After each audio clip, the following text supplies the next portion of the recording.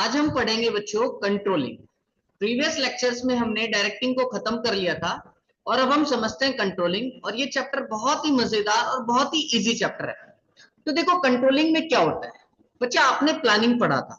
Planning में हमने क्या किया था कि हम वहां पर एम्प्लॉयज के लिए टारगेट सेट कर रहे थे, उनके लिए स्टैंडर्ड सेट कर रहे थे, सबको बता रहे थे। जैसे सेल्स वाले को टारगेट दे दिया कि भैया इस मंथ में इतना सेल हो जाना चाहिए, प्रोडक्शन वाले को टारगेट दे दिया भैया इस मंथ में इतना प्रोडक्शन हो जाना चाहिए।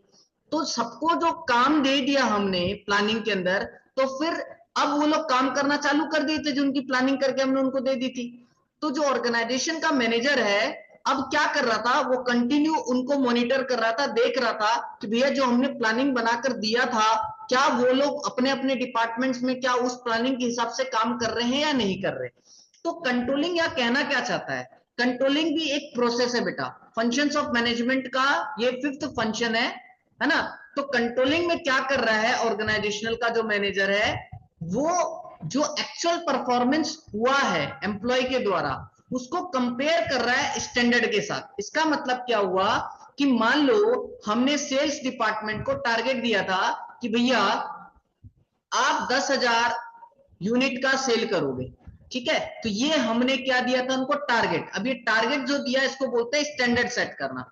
तो जो इसको स्टैंडर्ड सेट करने को दिया था एक मंथ में 10,000 यूनिट आपको बेचना है। अब एक मंथ जब पूरा हो गया तो एक्चुअल में हम चेक कर पा रहे होंगे कि इन्होंने कितना काम किया है, एक्चुअल परफॉर्मेंस कितना है। तो एक्चुअल परफॉर्मेंस इनका आया 9500 यूनिट्स का। तो कंट्रोलिंग में हमने क्या किया, हमने कंपैरिजन किया इस एक्चुअल परफॉर्मेंस को स्टैंडर्ड के साथ, और स्टैंडर्ड के साथ कंपेयर करने के बाद हमें क्या पता चला बच्चा, डेविएशन पता चला। अभी डेविएशन क्या है, डेविएशन का मतलब है रिजल्ट। अब ये रिजल्ट क्या हो सकता है, पॉजिटिव भी हो सकता है और ये रिजल्ट नेगेटिव भी हो सकता है। पॉजिटिव रिजल्ट का मतलब क्या होता कि जो टारगेट दिया था हमने 10,000, अगर वो 10,000 को अचीव कर लेते या उससे ऊपर अचीव कर लेते तो ये पॉजिटिव डेविएशन था। उस टाइम हम मैनेजर को अपने एम्प्लॉयज को रिवॉर्ड देना चाहिए क्योंकि उन्होंने अच्छा काम किया है। नेगेटिव डेविएशन का मतलब क्या है कि जो टारगेट सेट किया था एक्चुअल परफॉर्मेंस उससे कम है। तो जो हम क्या करेंगे यहाँ पर डेविएशंस को फाइंड करेंगे। देखो बेटा, अगर पॉजिटिव डेविएशन आया तो हमें कोई टेंशन ही नहीं है, फिर कंट्रोल करने की हमें जरूरत ही नहीं है।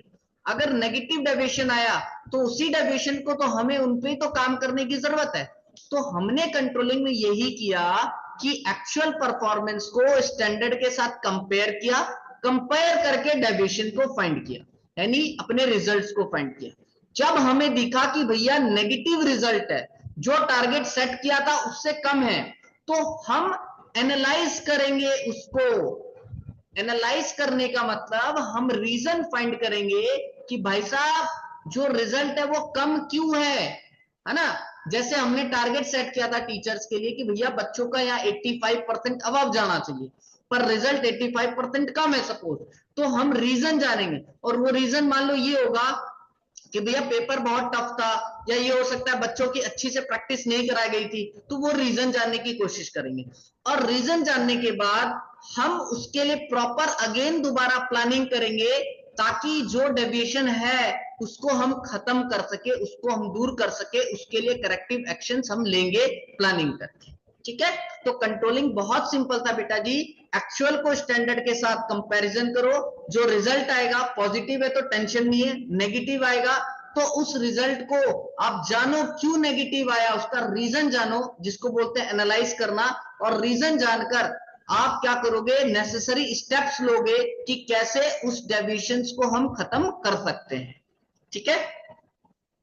नेक्स्ट बात आता है कि कंट्रोलिंग फंक्शन जो है वो लास्ट फंक्शन नहीं है मैनेजमेंट का।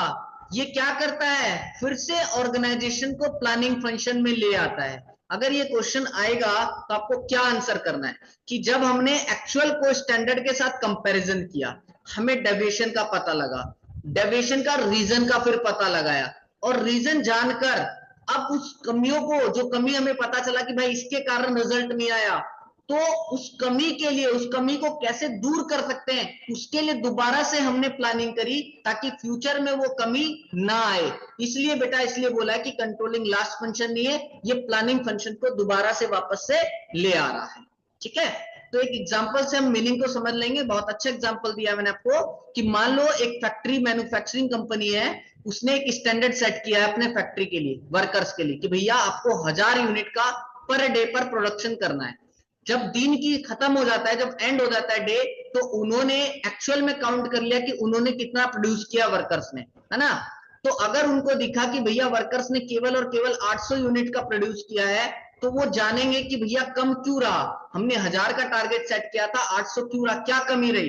तो उनको पता चला कि भैया मशीन जो है वो ब्रेक डाउन हो जा रहा था, पावर चली जा रही थी, या एम्प्लॉयज ना बातें करने लग जा रहे थे, बीच बीच में स्मोकिंग करने लग जा रहे थे, रेस्ट ले रहे थे, इसके कारण टारगेट पूरा नहीं हुआ।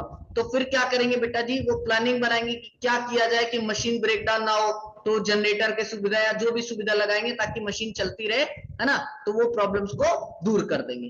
तो ये पूरा बात हमने आपको समझा दिया कि कंट्रोलिंग का मीनिंग क्या होता है।